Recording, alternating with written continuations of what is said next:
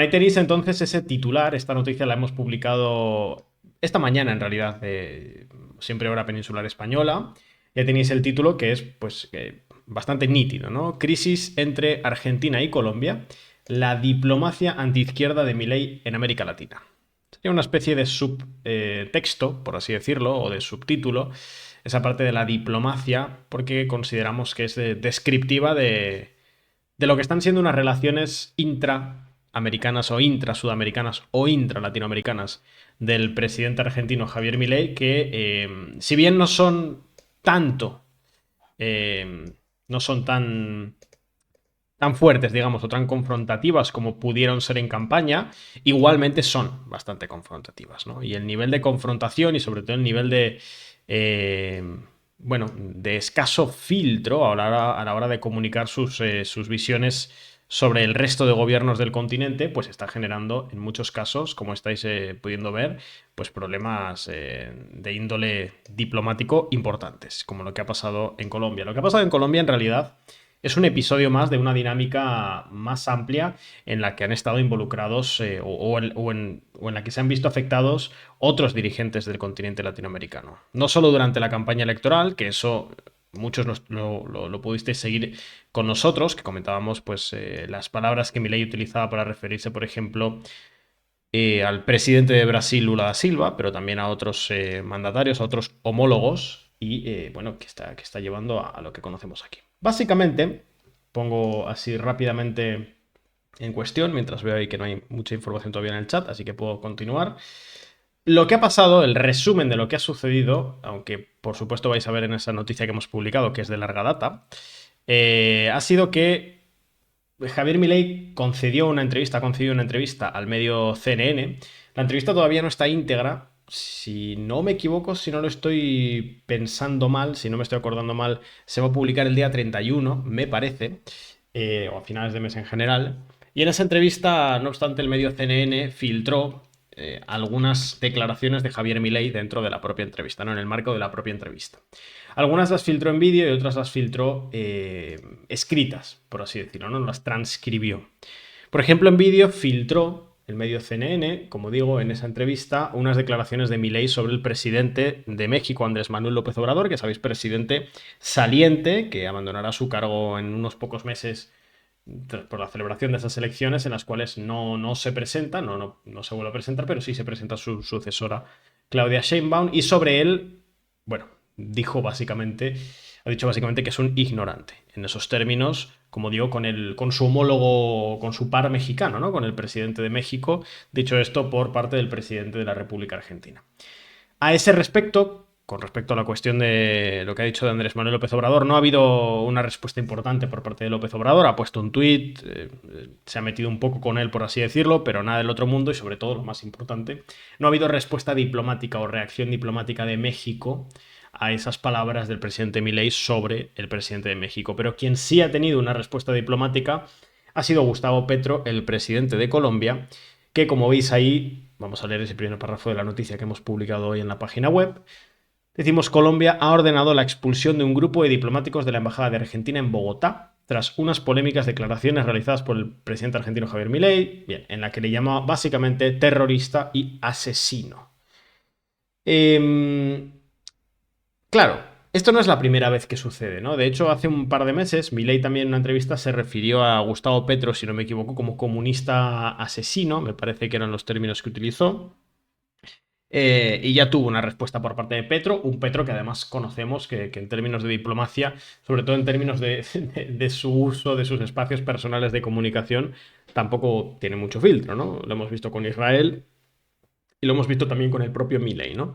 Pero bueno, hasta ahora no había habido reacciones diplomáticas de, de ninguno de los dos bandos, hasta la reacción, como digo ayer, del presidente colombiano Gustavo Petro. En un contexto además en el que estamos viendo que los distintos gobiernos de América Latina están llevando a cabo amenazas o movimientos diplomáticos en cierta medida de presión política, ¿no? Recordad cómo hace no mucho, hace unos días, el propio gobierno argentino, pero también el ecuatoriano, el uruguayo, si no me equivoco, el costarricense, el paraguayo, me estoy dejando un par seguro, el de Guatemala y uno más que me estoy olvidando, también hicieron unos comentarios relativamente fuertes sobre el proceso electoral en Venezuela, ¿no? Criticando que no se hubiera presentado, que no se hubiera inscrito la líder de la oposición, María Corina Machado. En resumen, o volviendo más bien al tema, lo que vemos, lo que observamos por parte de la diplomacia de Milei con el resto de actores latinoamericanos, que lo encontramos si bajamos un poquito en el texto, es una tendencia ya, ¿no? Javier Milei opta habitualmente en una diplomacia que él tiene, que es en primer lugar personalista e ideológica, yo creo que esto nadie lo puede negar, y que además es occidentalista, que este es un concepto yo creo muy importante para entender a Milei, que Milei no solo es unipolar, sino que es doctrinariamente occidentalista, en el sentido de que, bueno, se alinea ideológica y estrictamente con los actores de lo que se podría, de lo que él define como el mundo libre, ¿no? Es decir, Estados Unidos, los países europeos, Canadá, Australia, Corea del Sur, Taiwán, Israel, y enfrente de muchos otros gobiernos, de muchos otros países en conjunto, como China o Rusia, pero también con homólogos o con otros países de la región, pues como por ejemplo el Brasil de Lula, ¿no?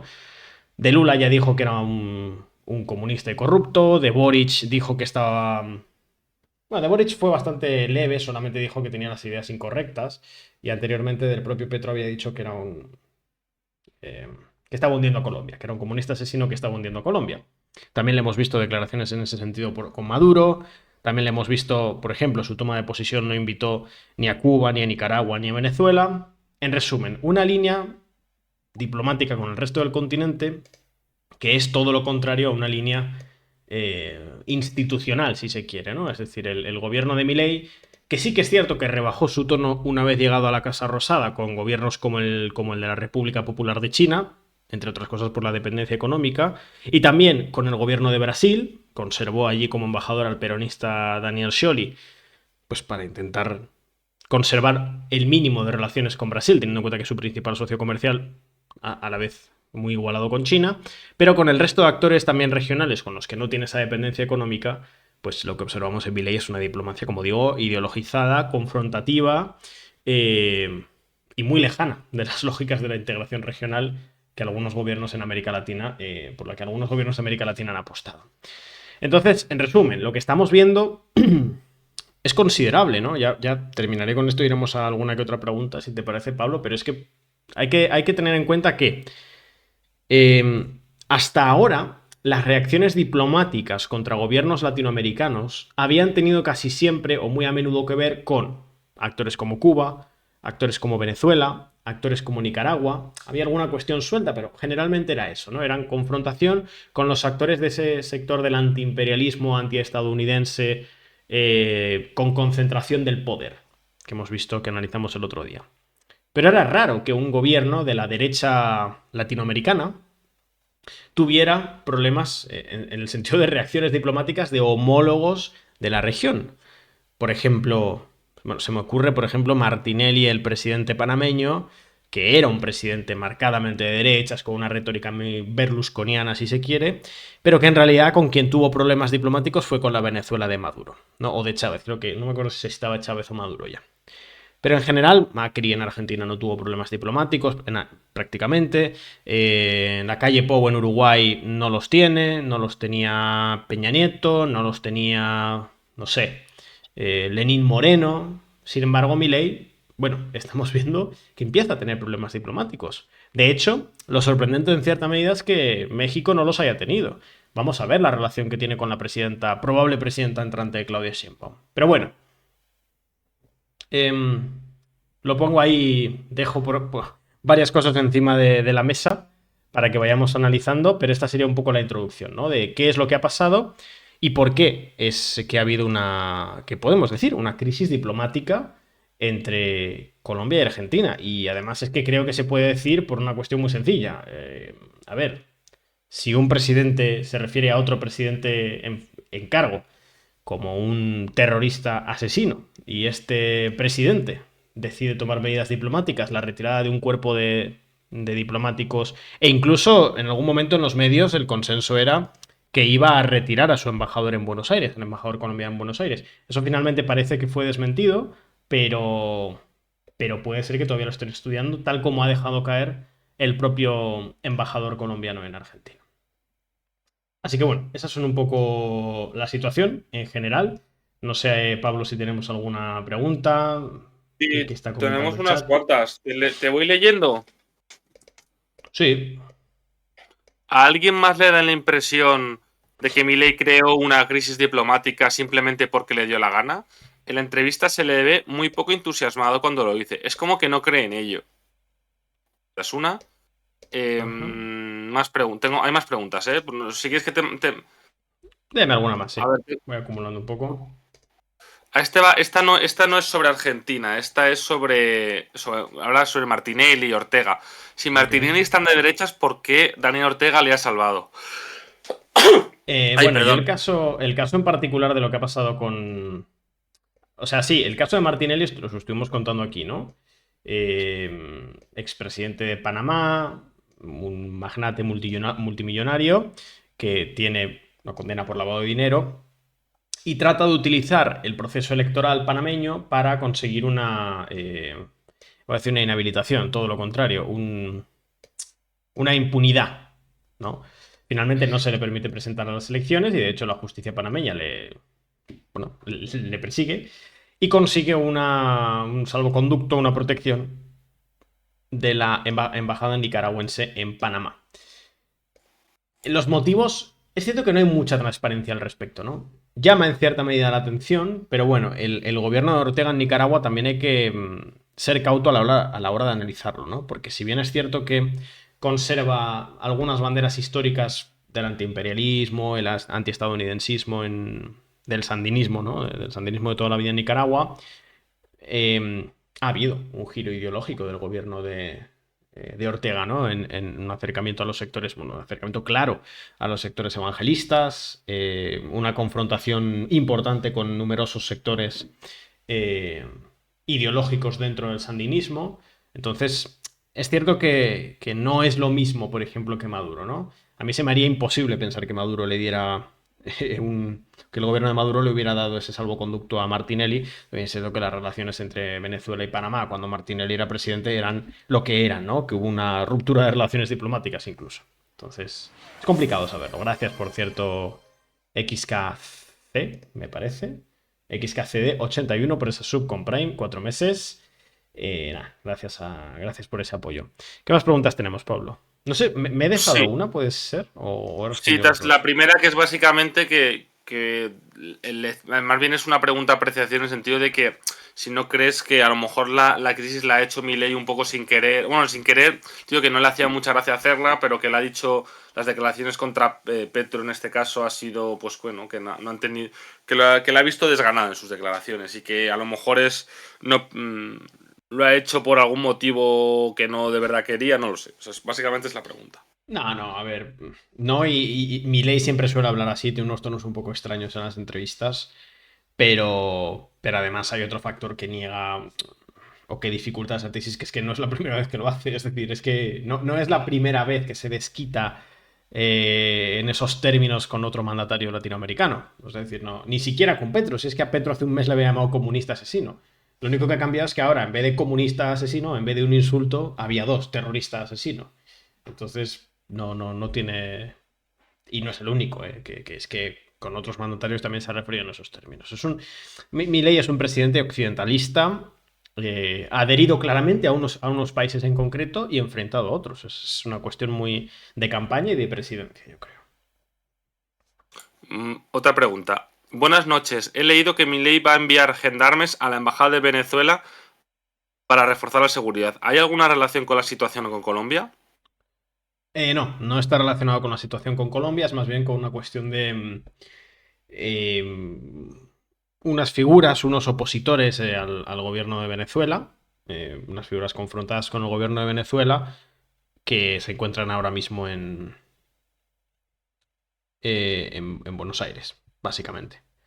No tiene mucho que ver con el tema. Va un poco en la línea de la implicación que el gobierno argentino está intentando tener desde hace una semana más o menos en el proceso electoral que Venezuela ha abierto hace no mucho y que va a concluir el 28 de julio con las elecciones presidenciales.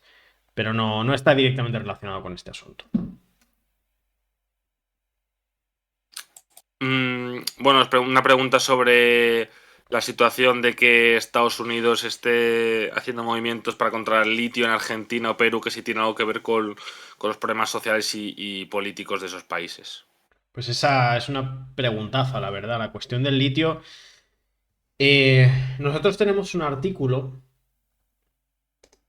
Ahora lo intentaré buscar y me pegaría un montón de rato, pero no sé si lo puedes buscar tú, Pablo, y pasarlo. Yo creo que si buscas recursos estratégicos o materias Es el del raras sur o... global. El del sur global de Creo que Alonso. es... Sí, es de Alonso, seguro, seguro. Es que Alonso tiene dos o tres en ese sentido. No tenemos uno, Alonso no tiene uno específico sobre el litio, pero tiene varios artículos Mira, y uno está. de ellos analiza esa ¿Es cuestión. reciente o es antiguo? A mí me suena que este era relativamente reciente. Vale, pues es la pugna por las materias primas críticas y el papel del sur global. Creo que si quieres hacer control F, si sale la palabra litio, es que es el artículo que yo quería pasar.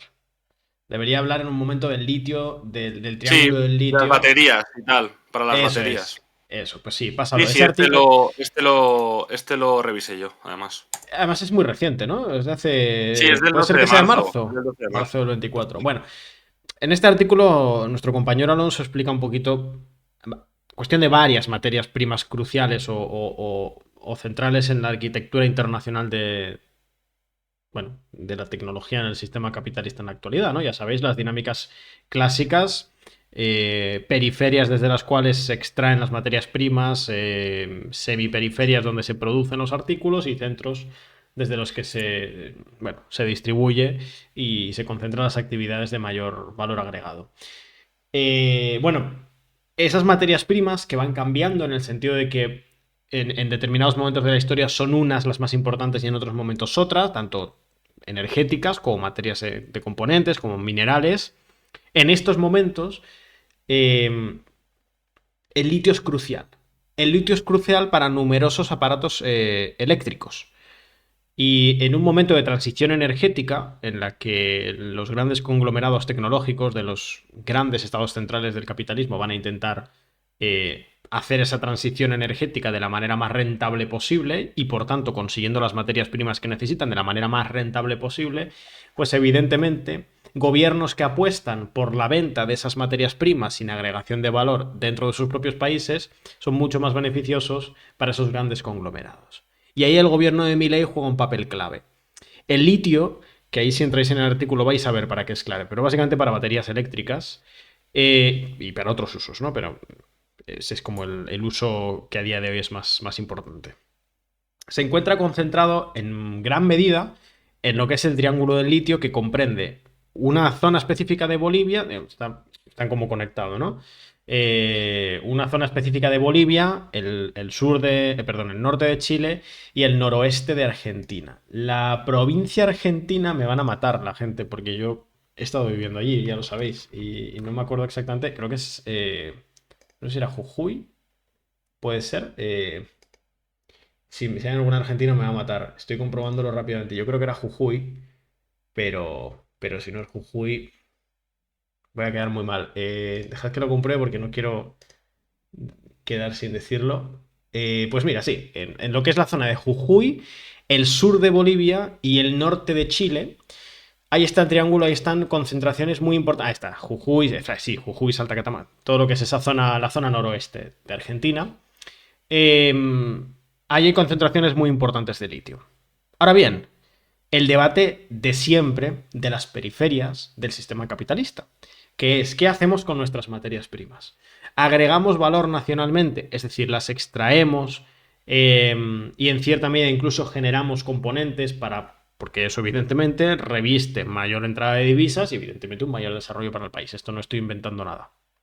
O vendemos la materia prima directamente con un ingreso inmediato pero sin mayor agregación de valor, lo cual, por ejemplo, impide la diversificación de las economías nacionales. Bueno, pues en América Latina, como en el continente africano, lo que pasa es que en el continente africano a mí se me escapa y además los sistemas electorales entiendo que son un poquito más caóticos, ¿no? Pero en América Latina es muy evidente la diferencia entre aquellos partidos que apuestan por la agregación de valor y aquellos partidos que apuestan por la venta de materias primas.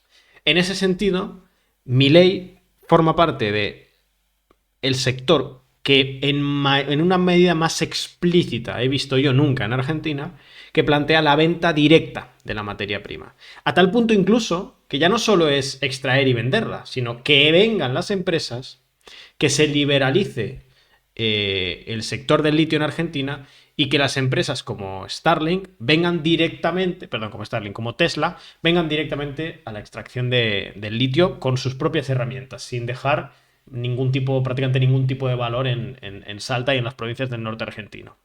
En un contexto en el que en Chile gobierna el centro izquierda, vamos a ver cómo hace la gestión del litio, todavía no hay, sí que es cierto que hay algunos detalles, pero bueno, sería para investigarlo más.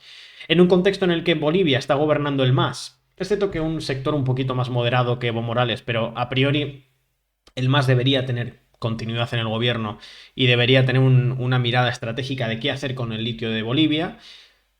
El hecho de que exista un presidente como Milei en Argentina que apuesta explícitamente por la liberalización plena del litio y que de hecho en una entrevista, yo no sé si honestamente sorprendido o si estaba fingiendo, dijo, mirad lo bien que nos va, que ya me ha llamado Elon Musk porque está interesado en nuestro litio, así de bien lo estamos haciendo.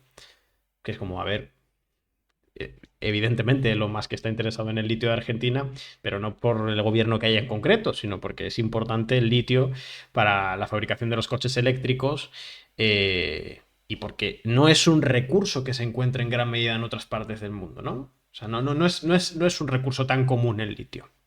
Entonces sí, la cuestión del litio, yo hace un tiempo me acuerdo que lo hablaba con Jorge, no sé si está escuchando todavía, eh, lo charlábamos, ¿no? Decíamos, ¿cuáles serían como los aspectos clave del medio plazo en América Latina?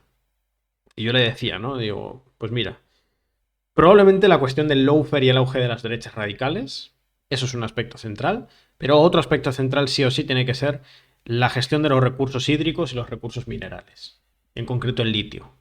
Y la cuestión de la gestión del litio en América Latina, y en concreto en el sur de Bolivia, el norte de Chile y el noroeste de Argentina, va a ser determinante. Determinante para la posición que esos tres países juegan en el sistema mundo y juegan en el esquema centro-periferia. Porque si un país como Bolivia tiene durante unos cuantos años una estrategia relativamente estable de gestión del litio y de agregación de valor nacional y de que después ese valor vuelva a la economía boliviana, al tiempo que Argentina apuesta por la venta directa de la materia prima, yo creo que no es descabellado que vayamos hacia un escenario en la que dentro de la comparativa regional de América Latina, incluso Bolivia termine teniendo una economía relativamente más diversificada que la propia Argentina. El suelo del que parten es distinto, evidentemente, pero si el programa de desindustrialización y de liberalización de los recursos materiales y minerales de Javier Milei sigue adelante durante un tiempo determinado, al tiempo que el gobierno de Bolivia desarrolla una estrategia integral de gestión del litio, de gestión y después de que eso revierta en la economía boliviana, pues podemos ver cambios en los equilibrios regionales. Podemos ver cómo un país como Argentina pierde peso dentro del continente. Entonces, sí, me he ido, Pablo, a no sé cuántos minutos me pega hablando de esto. Es un tema que estoy mirando mucho últimamente. Me encantaría que Alonso se escriba algo del litio porque necesitamos un artículo a ese respecto. Pero bueno, sí que es cierto que últimamente he estado mirando bastantes cosas del litio, creo que se me ha notado. Mm. Sobre todo, mira, sobre el litio, nos han preguntado que si tendrá que ver lo del litio con que hablase tan poco, básicamente, Milei y Sultan, que no hable tan mal sobre Boric, básicamente, Milei. Si la cuestión del litio es relevante en este aspecto. O no, no sé. Pues es que es curioso. A ver, la diplomacia de Milei a veces es un poco rara porque no se termina de entender algunas líneas que tiene. Lo que nos comenta Ibastien es muy importante. Dice, Chile ya tiene un plan de gobierno. Chile ya tiene un plan. El gobierno informa avances que permitirán consolidar la estrategia nacional del litio y es el segundo productor de litio a través de un sistema mixto público-privado. Exacto. Por eso no se termina de entender. Yo no sé si es que Milei no tiene algo personal con Boric que no le cae mal. No sé si es que Boric es cierto que tiene internacionalmente una mirada que no se corresponde tanto con la marea rosa, es decir, con la cuestión de Ucrania, con la cuestión de Estados Unidos, con la propia cuestión de Venezuela y de Maduro. Boric tiene una posición marcadamente antimadurista. Y eso puede ser que haga que Milei acerque posturas, pero es cierto que la gestión del litio que plantea Boric y la que plantea Milei es bastante distinta. Entonces, por eso también es difícil, aunque Boric sea ciertamente moderado en algunos aspectos y tal, es que el hecho mismo de que tenga un plan integral desde el Estado de la gestión del litio es un aspecto determinante. Pero sí, Boric tiene una posición marcadamente anti-Maduro y puede ser que por ahí Milei pues, encuentre algunas cercanías. Además, un Milei que siempre ha hecho mucha referencia durante campaña al modelo chileno, que es el modelo al que él quería ir, ¿no? Imitar pues eso, la gestión económica de los distintos gobiernos chilenos. Entonces, llama la atención. Capaz considera que Boric no la está rompiendo del todo. Es lo que se me ocurre. Mm, nos preguntan sobre, a ver, es una cuestión sobre litio y tierras raras. No sé si, yo no sé, ya la pregunta no sé responderla, pero bueno. Em, el- lo que se dice sobre Marruecos y el Monte Tropic y que sus mayores clientes pueden ser Estados Unidos e Israel. Aunque supongo que China también puede ser comprador. ¿Sabéis algo al respecto? Yo personalmente no, y además como no es América Latina, no sé si tú sabes algo de ese tema. No, no, pero es cierto que ayer estuvo Néstor hablando de Marruecos y yo creo que este tema lo mencionó. No estoy seguro, pero creo que lo tocó. Si quieres, mírate Ah, el mira, dice cuida, pues hilo. mira, lo dice Juance, que Capricornio ayer lo explicaron de Tropic y tierras raras. Sí, O sea que te puedes ver nuestro directo de ayer en YouTube, básicamente. sí, algo me sonaba. Y A ver, ¿qué más tenemos? de momento nada así. No más preguntitas, parece. Bueno, entonces, por cierto, gracias ahí a SureStreamer por esa sub con Prime hace unos minutitos. Vamos ahí avanzando hacia la meta. Un día un poco tranquilo hoy, Semana Santa nos está notando. El chat menos activo. Es cierto que el chat ya está siempre activo, las cosas como son, pero bueno, menos que otras veces quizá. Soy chileno y aquí ya se están construyendo fábricas de cátodos de litio con inversiones chinas. Claro, bueno, es que esa es la diferencia en parte con Argentina. Y además Argentina tiene la cuestión de la gestión provincial, ¿no? Entonces, eso es un debate actualmente en la política argentina determinante. Determinante. No solo qué hacer con el litio en general, sino quién se encarga de la gestión del litio, ¿no? Y por eso va a ser muy importante no solo lo que desarrolle Milei, sino cómo se articula la oposición al gobierno de Milei. Por ejemplo, si el sector más de la izquierda, digamos, peronista, se termina imponiendo en esa interna de Unión por la Patria, bueno, de lo que hoy es el principal bloque de la oposición, ¿no? Que es el peronismo, pues veamos si se impone la línea de Juan Grabois, que es una mirada, tiene un plan en sí mismo para el litio, o sea, lo tiene como una prioridad estratégica, mientras que quizá otros sectores del peronismo no tanto. Entonces eso va a ser también interesante. Al final veis que todo se cruza, ¿no? La interna política es importante para la cuestión de los recursos, pero luego las propias elecciones, es todo muy complejo siempre. Por eso aquí lo seguimos persistentemente, no solo cuando sucede.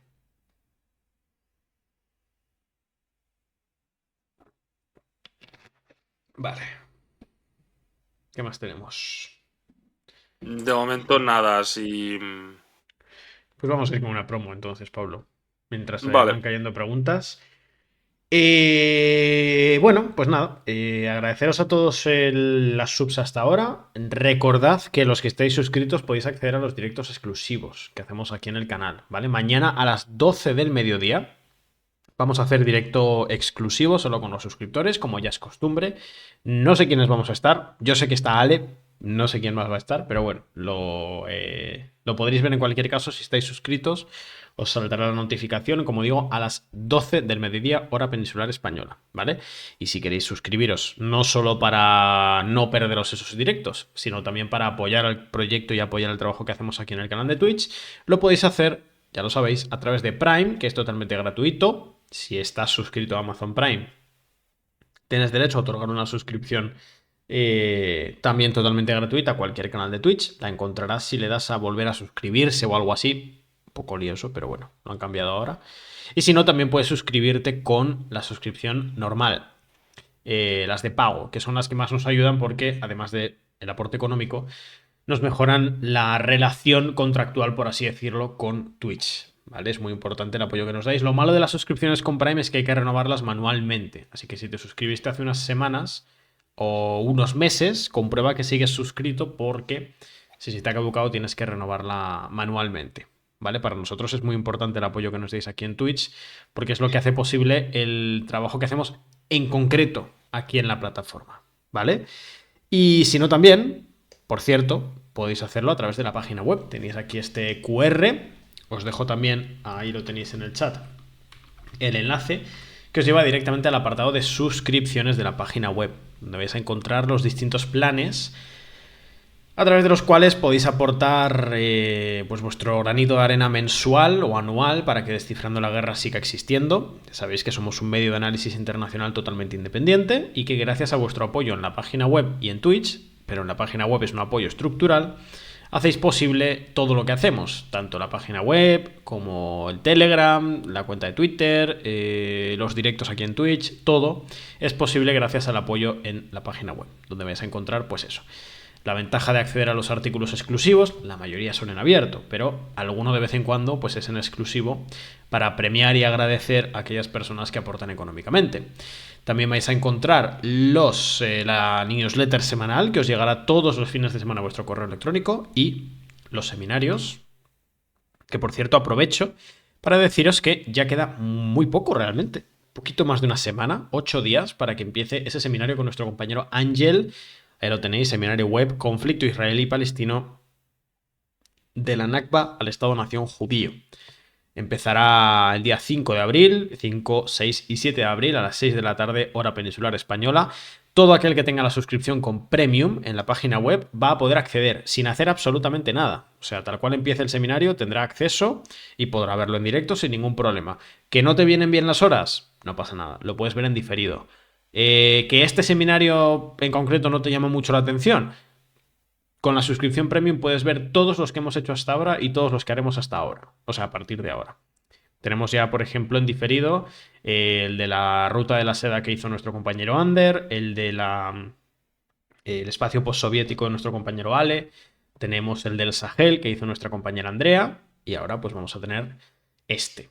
Así que nada, pues si queréis apoyarnos, si queréis hacer que Descifrando la Guerra siga siendo posible, ya sabéis que con ese apoyo a nosotros pues hacéis que esto funcione, que si no sería absolutamente imposible. Así que si estáis suscritos en la web, dejádnoslo por ahí por el chat y si os suscribís en este ratito, pues también, que así pues aprovechamos para agradeceroslo. Abril va a ser un mes importante, ya lo anticipamos, tanto en la página web, tendremos que contaros bastantes novedades, como aquí en Twitch. Desde el 1 de abril en Twitch va a haber más contenido, va a haber más horas de contenido, tanto del contenido exclusivo como del normal. Haremos más directos, en más franjas, sobre más temas y con más compañeros para agradeceros el apoyo que nos estáis dando aquí en la plataforma. ¿Vale? Así que nada, muchas gracias.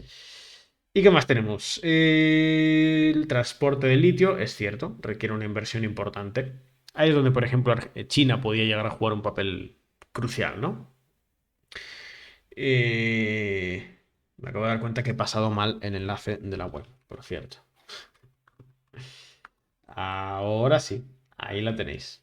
Vamos a fijarlo, así podéis ir entrando. Es un problema, pero hay más problemas en Bueno, claro, sí. El principal problema es que no es una economía diversificada.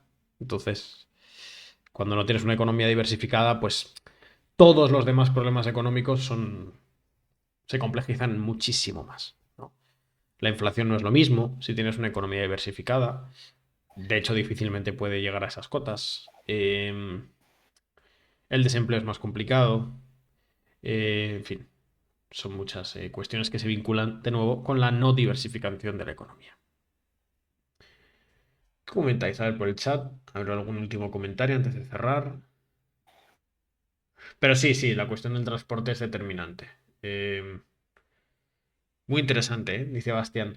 El problema de Argentina es el transporte del litio. Es muy costoso llevarlo a la costa, por eso quieren sacarlo por el Océano Pacífico. Quizá por eso Milei no quiere problemas con Chile. Es muy interesante lo que planteas. Es una variable importante, ¿eh? Bastante interesante. Igual indago a ver si tiene algo que ver, porque más allá de la cuestión de Maduro, Sí que es cierto, ¿no? Que es raro. Porque además es como que se sale del tono cuando le preguntan por Boric. Yo he visto alguna entrevista, tuve una entrevista en concreto hace un par de meses, de esta que te van preguntando por. Describe a este líder, describe a este tal, describe a este cual. Pues le preguntan, ¿no? Describe a Cristina Fernández de Kirchner, la decadencia máxima de Argentina. Describe a. Pues eso. Petro, un comunista asesino que está hundiendo a Colombia. Describe a Maduro, no sé qué, no sé cuánto. Describe a Boric. Un presidente que tiene ideas equivocadas. Y se queda ahí. No dice nada más, ¿no? Entonces da un poco esa impresión. Pero